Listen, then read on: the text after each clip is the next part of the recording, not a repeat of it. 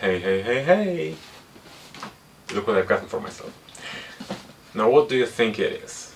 Now you can probably guess that this is a chain set and it's from Shimano, because that's the box in which Shimano is usually shipping their chain sets, and I can assure you that one is in fact inside. But what sort of a chain set is it really? Well, is it 105? No, it's not really 105, because 105 is too plebeian for my exquisite tastes. So is it Ultegra? Well, it's not Ultegra, because Ultegras have a tendency to self-destruct on you, and I don't want a chain set that's going to self-destruct. That would be poor financial decision. So it must be Dura Ace, right? Well, it's not Dura Ace, because that's not the box for Dura Ace, and even though I look like someone who would buy Dura Ace to make himself feel better, it's not Dura Ace. I'll tell you a hint. It's gravel related, because I'm going to ride this wave to infinity, because I was riding gravel before it was cool. No, it's not Dura Ace, it's gravel related, so it must be GRX, right?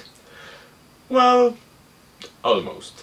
In order to get the answer, continue watching.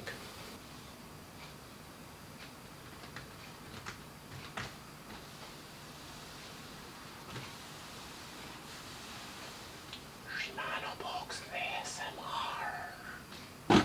Now keeping with the tradition.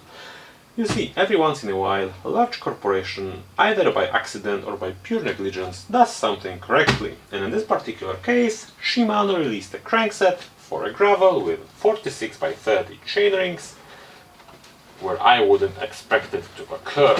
So I was already shopping for a GRX, but it's kinda expensive, and I'm not in the mood of buying expensive stuff, when I found that this thing. Crank left.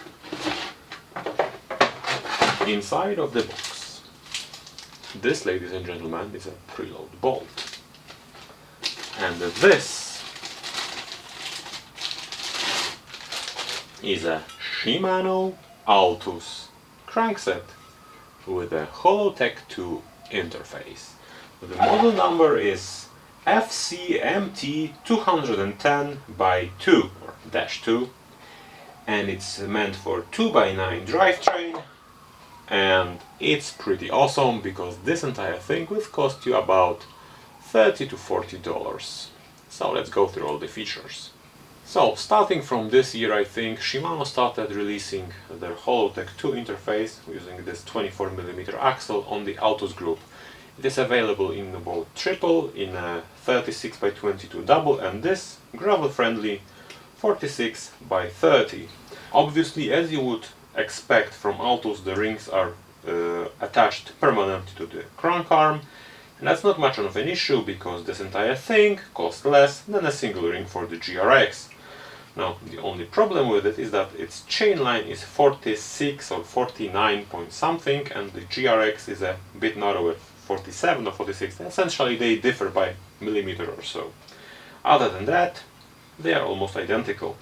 Now, what's the benefit you get from the GRX is that there are only 2 shift gates on this particular crankset, but there are 4 on the GRX, phased somewhat from this particular thing. Now, this obviously is meant for 2x9, so 9 speed only. However, I intend to try it on my road bike in the 2x10 configuration, because I'm looking for a crankset for that particular bike, because I promised myself that the E13 that currently is on my road bike is going to put on the ultimate gravel bike, and I'm going to get 3x12 because reasons.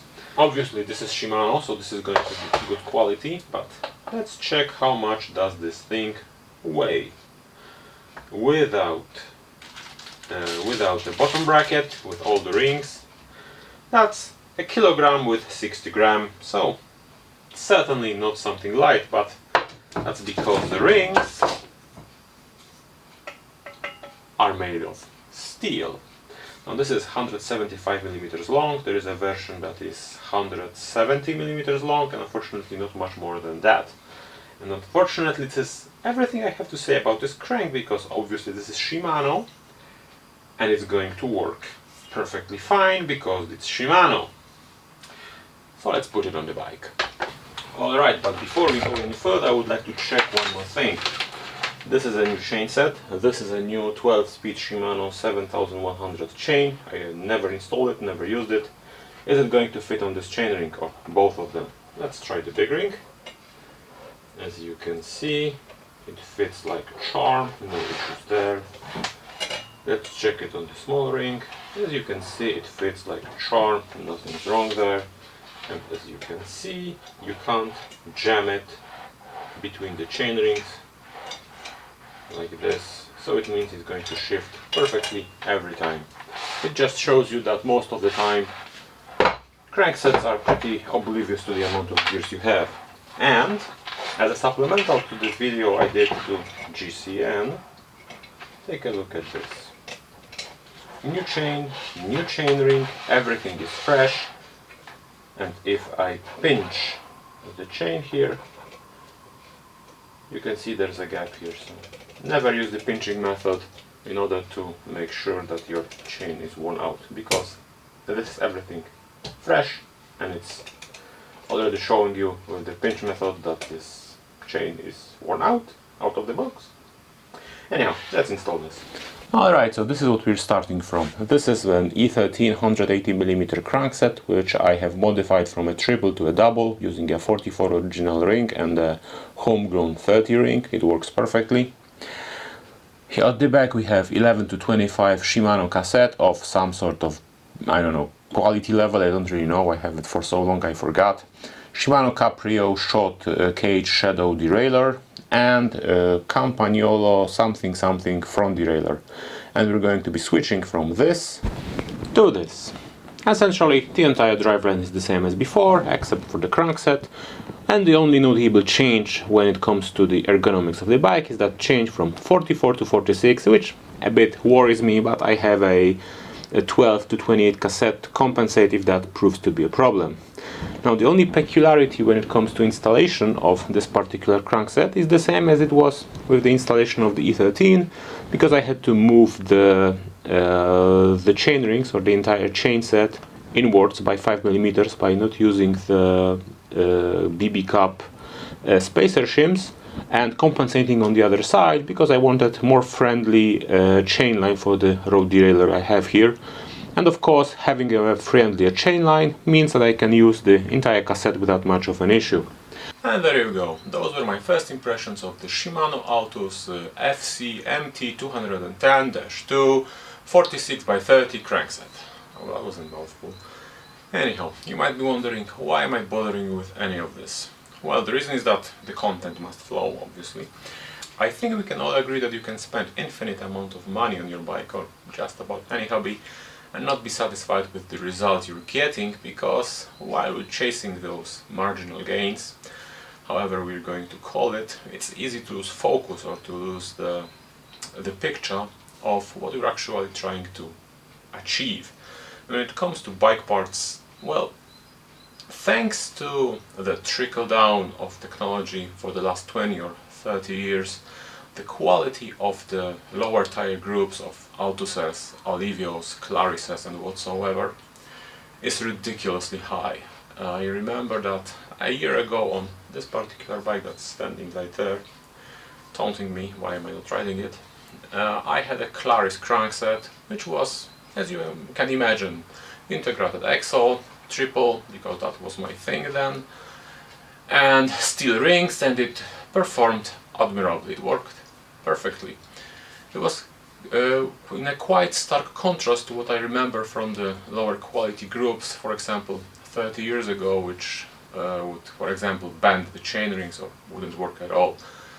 The new stuff from Alivio, from Altus, is extremely high quality, and now that we are getting the integrated axle, the holodeck 2, the outboard bearing bottom bracket, there really is no reason to chase something better unless you are chasing grams because you're racing or you want the replaceable ring option. But let me think about this. The crankset I just showed you costs less than a single ring for a higher quality group crankset. Is it really worth to buy that thing unless you are, as I said before, chasing grams? I mean, this thing works perfectly, it works fine, it's steel, so it's going to perform fine for a long while. So why should I get something better? I'm not racing. I'm not even training all that much, although I'm promising myself I'm going to do structured training, but I haven't started yet. Although I was shopping around for a power meter crank prior buying the Altus, go figure. Anyhow, I decided to buy a turning machine, it's much more exciting. Anyway, I'm not racing, I'm not training, this is going to perform perfectly fine, it's going to perform for a long while. There is really no benefit from me for buying higher quality stuff, so why should I? Anyhow, those are my thoughts, that was the crankset. I'm going to keep you posted, unless I'm not going to keep you posted because I'm going to forget or I'm going to sell it, knowing myself. I hope you liked this video, share, like, subscribe, as you should, because I have to say that, because why am I always justifying myself? Anyhow, thank you for your undivided attention, and see you around.